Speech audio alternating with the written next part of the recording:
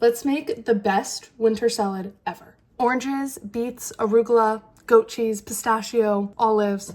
Honestly, the salad has it all. It's perfect. I am on a mission to not make January sad this year, and one way to do that is to lean into nature's winter gift, citrus season. So do yourself a favor, make this. This is not a New Year's resolution, let's be healthy, here's a salad recipe, which is all fine and good. That's just definitely not what I do on my page. We remain food neutral here, but I am showing you this salad because it's just that good. I seriously crave it every winter because at its core, this is just really a celebration of winter produce. It also could not be easier to make and is just gorgeous. And I don't know about you, but when I'm eating something pretty, it just feels better. You'll just chop up some pistachios, which I always do first before the board gets all wet from all the produce. And then you'll slice up some pre-cooked beets and then whatever citrus you like. I'm using Cara oranges here because they're my favorite, but you can use whatever. I also chopped up like 2 green olives here for saltiness and then laid it on a bed of pre-dressed arugula, which is important, and finished with goat cheese, honey, and a squeeze of lemon. Full recipe and all of my tips and tricks in the caption.